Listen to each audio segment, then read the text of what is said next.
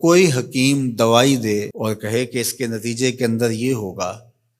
اور مریض ایک مہینے کے بعد وہ دوائی استعمال کرنے کے بعد آگے کہے مجھے تو کوئی فرق نہیں پڑا، تو طبیب نبض دے کے کہتا ہے کہ تم نے پرہیز جو بتایا تھا وہ نہیں کیا، تب اس کا فائدہ تمہیں نہیں پہنچا۔ وہ کہتا ہے میں پرہیز تو نہیں کروں گا، مجھے شوگر کا مرض لاحق ہے، میں تو دبا کے میٹھا کھاؤں گا لیکن میں تمہاری دوائی بھی لوں گا، لہٰذا مجھے شفا ہونی چاہیے، لیکن جو آپ پرہیز بتا رہے ہیں وہ میں نہیں کروں گا۔ ڈاکٹر کہے گا پھر کرتے رہو، دوائی بھی کھاتے رہو لیکن فائدہ نہیں ہوگا۔ لیکن اگر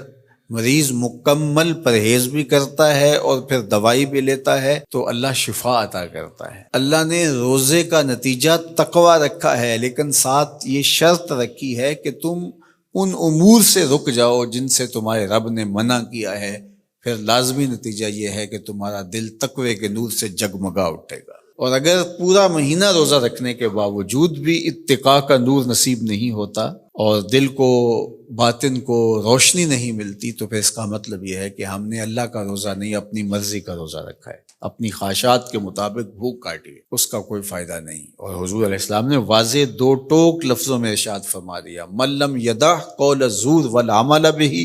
فلیس للہ حاجۃ فی ان یدع طعامہ و شرابہ، جو ایسے امور کو نہیں چھوڑتا جن سے منع کیا گیا ہے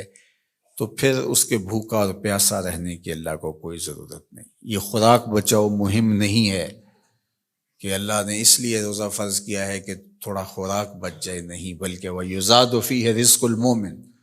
ماہ سیام میں تو مومن کا رزق بڑھا دیا جاتا ہے۔ ہر شخص اپنا حساب لگائے تو اس مہینے میں اخراجات زیادہ ہوتے ہیں،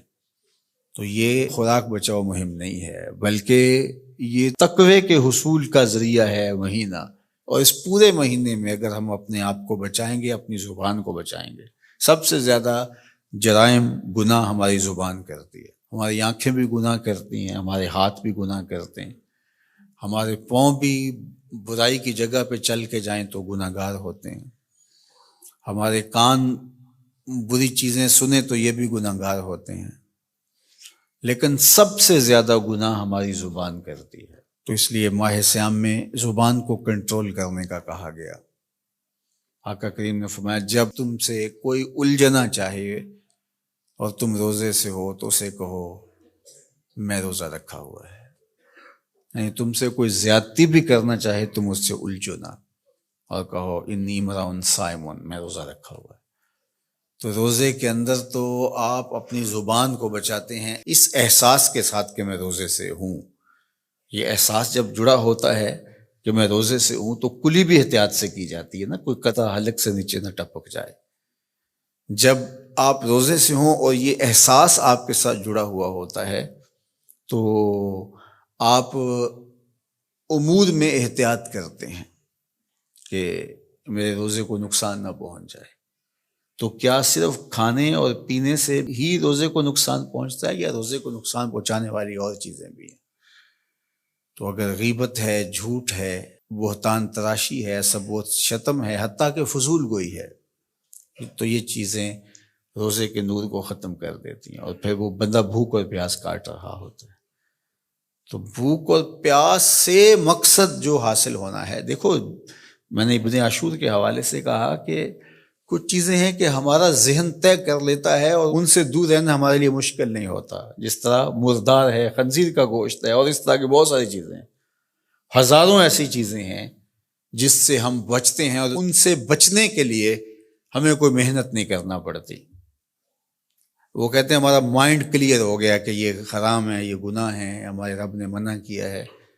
تو بس ان سے ہم بچ جاتے ہیں۔ اگر ہم اس کی فہرست بنائیں تو وہ سینکڑوں میں، ہزاروں میں چلی جائے، جو اللہ کی توفیق سے ایک مسلمان نہیں کرتا۔ صرف اس احساس کے ساتھ کہ میں مسلمان ہوں، اور وہ نہیں کرتا۔ لیکن بہت ساری ایسی چیزیں ہیں کہ تم اس بات کو تسلیم کرتے ہو کہ ہم مسلمان ہیں، ہم نہیں کرنا چاہیے، لیکن اس کے باوجود تم کر رہے ہوتے ہو، تو ان ساری بیماریوں کا علاج روزہ ہے۔